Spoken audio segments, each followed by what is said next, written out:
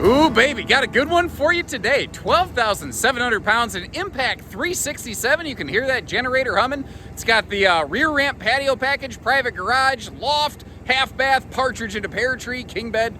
This thing, it's got 226 hours on the generator. It's been used. You'd never know that going through it. This has been extremely well maintained. Kicking things right off with a bang, we've got that easy setup MORryde patio package back here.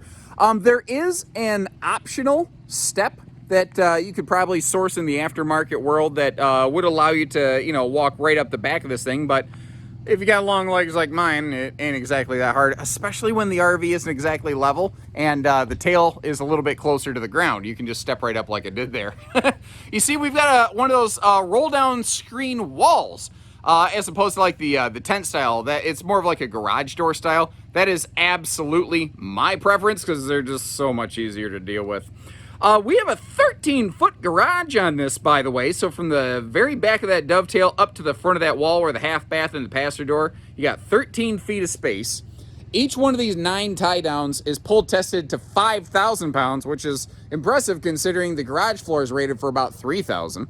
You've got the power bed and sofa lift combo things. There is also a bed kind of tucked up behind that screen wall that I have partially pulled down here. Let me get you in there a little bit so you can see what I'm talking about.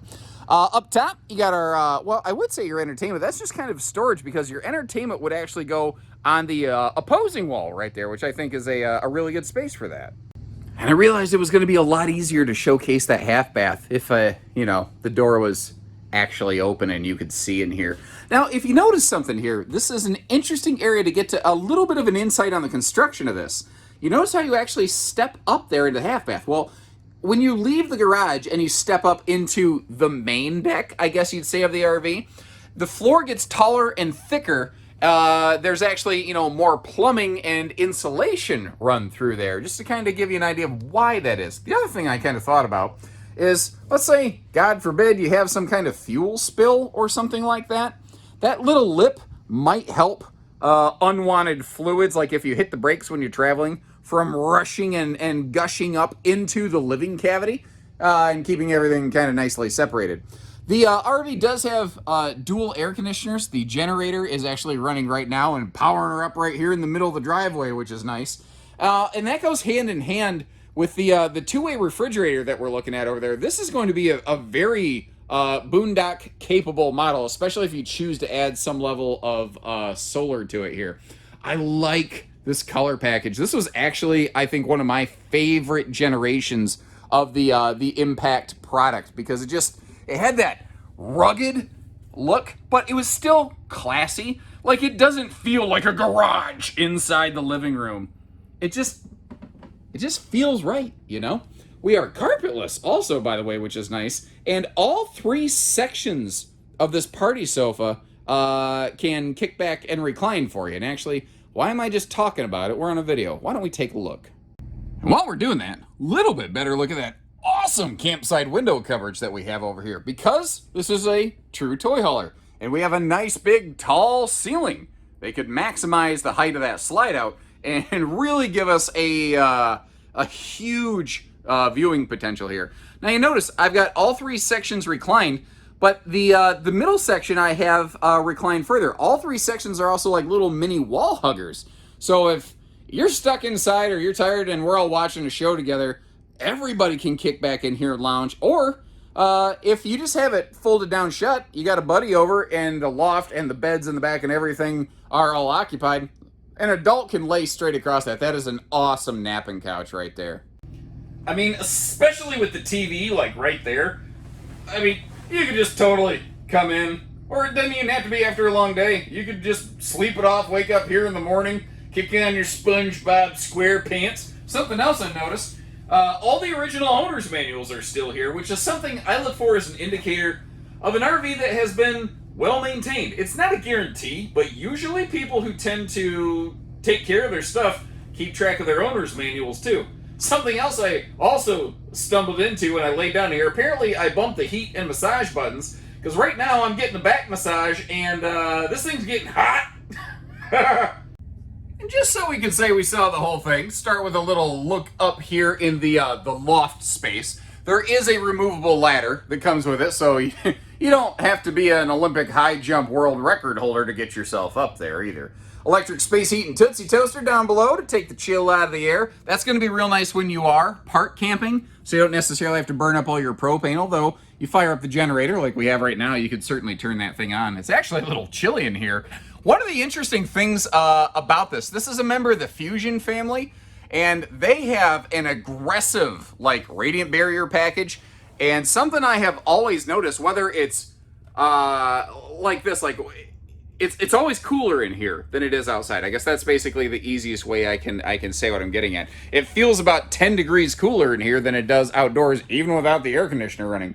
Now, the peninsula here, I actually really prefer a peninsula personally instead of an island. It's what I call a one-butt kitchen, which my mom really likes, because she's like, she just wants to get out of my way. I'm cooking. You guys are in the way. You're just distracting me and you're being annoying. Handy drawer space there, little pots and pan space. That little cabinet, by the way, is like one of the only spaces in this entire RV that shows any sort of use whatsoever.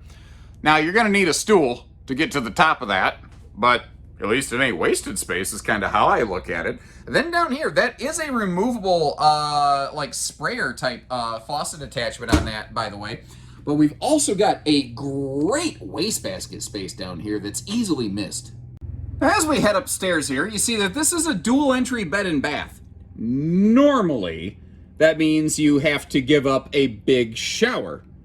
But this is a wide body coach. And what that means is that you can have storage and a nice shower and a big bathroom and dual entry doors all wrapped up into one. Something I kind of like about this. That, by the way, this is one of the things that I say, it's why I sort of feel it's like a better generation of Impacts. This is when they were still using that height adjustable shower hardware, and we do have a one-piece molded fiberglass shower, although obviously the shower head is lying on the floor there. The little laundry hamper over here, that is just incredibly useful. It gives you a nice place to put yesterday's clothes now that it's today. And again, having dedicated storage in the bathroom so you don't have to take your naked butt around and do a nudist streak is something that everybody else will appreciate. Now, remember, I said we do have dual centralized air conditioners here, and if you're running that generator, you're going to be able to run both of them even when you're off grid, which is awful nice. This is all closet space over here, because you might have noticed there's not hanging closets on either side of the bed. Instead, it's all over here, along with a pair of dresser drawers, and there's another big dresser drawer down here below that king bed. And this is on what they call their glide-a-bed system. When that slide closes, it will actually push the mattress all the way against the wall. Then when you get to your destination, just like you've done here, you can kind of scoot everything back toward the center and have yourself a walk around bed and a king while you're at it. And let me spin you around like a record, baby. You might have noticed, even up here in the bedroom, we got ourselves a little entertainment to keep yourself occupied in the evening hours when you're slipping off to Neverland. And like I said before, she's seen some use, but man, it doesn't really show it. I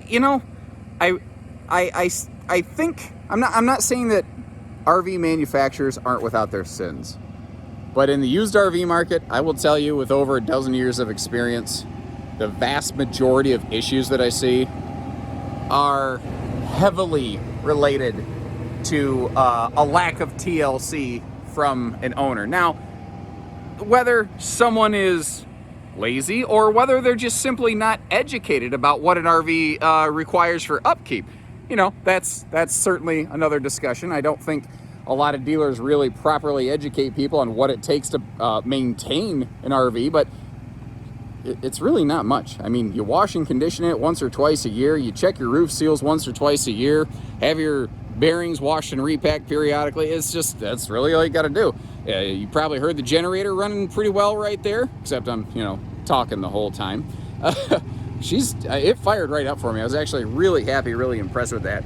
A lot of toy haulers I see, the generators a lot of times are all like fouled out because people don't use them enough and they don't have them serviced regularly. I don't see that being a problem here. Now, the baggage door over here on this side is a little smaller because obviously we have that privatized docking station. But that's another thing I want to mention on this one. just like Big Brother Fusion, this has the same hot-cold camp weather package. And by the way, you're right next to the muffler right now, so you're probably hearing that generator. Well, no, I'm sorry, not muffler, exhaust pipe. If I don't correct myself, somebody watching this is gonna be like, aha, I got you. You said it wrong, dummy. Those are Saloon radials, by the way, which is like the same thing a Montana luxury fifth wheel rides on. Those things are 75 mile an hour rated. It is one of the only tires I've ever personally seen that I really feel stands up to like a Goodyear Endurance radial. It does have a single 30-gallon fuel cell that is split between the fueling station and the generator, by the way, so kind of keep that in mind. You're not going to be able to run dual fuel. Like if you got a super hot rod side by side and you want to put some kind of high octane fuel or something like that, you're not going to be able to do that in this one unless you carry along some separate fuel cans. Now, we saw the patio open earlier. Thought you'd like to get to see the back of it all closed up so that you can see it's not banged up and you don't have like 400 motocross stickers on it, which I don't care if people do. I think, though, when you start moving into the used RV market, they become a little less neat. It does also have a power awning off the back, and then it has one giant, like, what is it, 20 or 21 foot awning that does go over that big slide over on the door side. So if you haven't done so, make sure you hit the like button on the video and subscribe to follow along here so you can always catch the next one rolling through and not miss anything. Leave me a couple notes, let me know what you think of this one or any questions you might have. I'll leave you a link in the video description where you can check for pricing and availability, and short of that, if it looks like your idea of fun, give us a call. Let's get you camping. So take care, stay safe, have fun, and have an A1 day, everyone.